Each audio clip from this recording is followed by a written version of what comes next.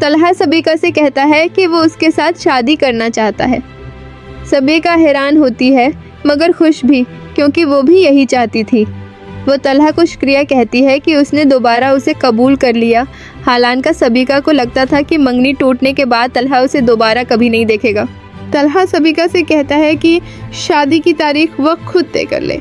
सबीका फ़ौरन हाँ कर देती है, मगर जैसे ही वो घर पहुंचती है रोशी की आवाज़ उसके दिमाग में गूंजती है, तुम इस बच्चे और इनकल की वजह से तलहा को छोड़कर गई थी ना, ऐसा ना हो कि फिर पछताओ।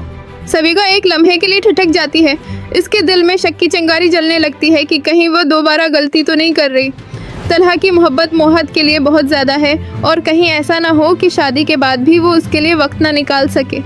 दूसरी तरफ तलहा अपने वालिद के साथ बैठा कह तो रहा होता है कि उसने सोच समझकर फैसला किया है, लेकिन उसके अंदर की जंग कोई नहीं देख पा रहा।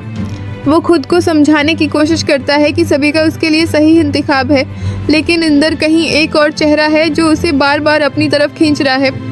रोशी की हंसी, उसकी आंखों की चमक, उसकी हर अदा उसे बेचैन कर रही है, मगर वो खुद को रोक रहा है। इसी दौरान रोशी के घर एक रिश्ता आता है। माँ खुश होकर कहती है कि लड़का बहुत अच्छा है, वो उसे बहुत खुश रखेगा।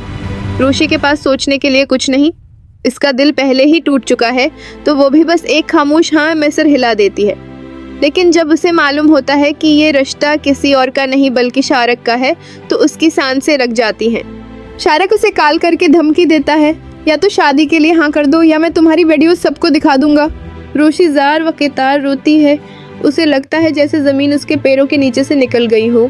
वो ब्लैकमेल होकर शादी के लिए हाँ कह देती है, मगर उसके अंदर सब कुछ मर चुका होता है। शादी का दिन आ जाता है।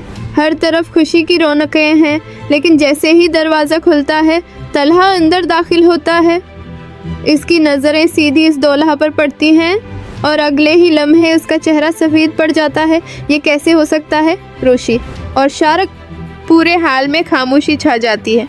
तलहा एक लम्हे की भी देर नहीं लगाता, सबके सामने शारक की असलियत खोलकर रख देता है। हर तरफ चमगोयाँ होने लगती हैं। लोग हैरानी से एक दूसरे को देखने लगते हैं और फिर जैसे तकदीर खुद अपना फैसला सुनाती है, हालात ऐसे पलटते हैं कि रोशी की शादी शारक से नहीं बल्कि तलहा से हो जाती है। मगर कहानी यहाँ ख़त्म नहीं होती।